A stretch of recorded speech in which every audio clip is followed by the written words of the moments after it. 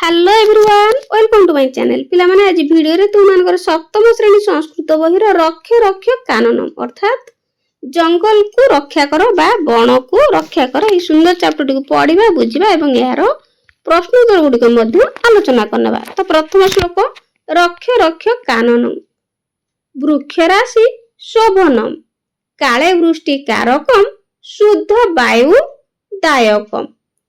तो रक्ष अर्थात रक्षा कर वृक्ष राशि माने वृक्ष समूह को तापरे शोभनम अर्थात शोभा पाउची काले माने ठीक समय रे तापरे दायकम अर्थात दानकारी तो शुद्ध वायु दानकारी अटे। तो यार अर्थ होची पिला माने वृक्ष समूह रे शोभा पाउथिबा जथा समय रे वर्षा कराउथिबा विशुद्ध वायु प्रदान करुथिबा वायु को रक्षा कर। तापरे द्वितीय नंबर श्लोक देखो पिला माने रोग बारणु चिता मूलिका बने स्थिता संपदां हि संपदं काननं विचिन्तयं। रोग बारणु चिता अर्थात रोग निवारक विचिन्तयं तो भल भावे चिंता कर। तो यार अर्थ होची पिला माने रोग निवारक वृक्ष माने वन रे अछंती एगुडिक संपद अटे तेणु वन ही आमर संपद अटे वन को संपद बोली चिंता करके याकू रक्षा करिबा उचित अटे।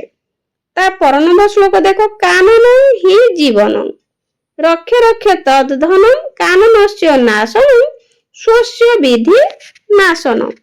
तो ना कानन होची पिला माने जंगल स्वस्य होची निजर स्वस्य अर्थात निजर विधि अर्थात बुझ बा जान।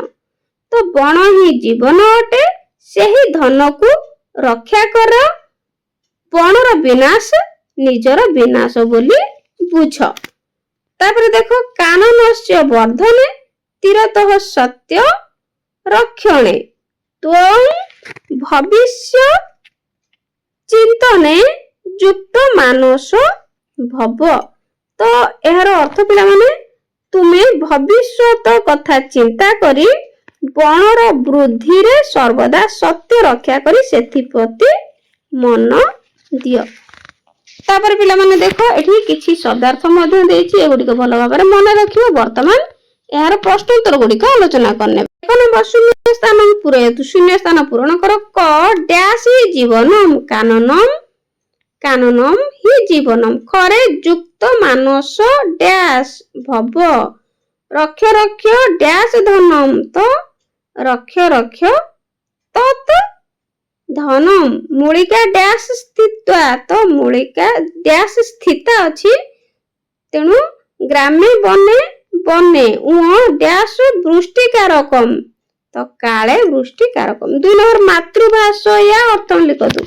तो ओडिया रे अर्थ लिखिबा संस्कृत रे शब्द गुडी देछि काले माने समय क्रमे वृष्टि ही वर्षा कानन से अरण्यर भव माने हुओ तीरतः सब बेले।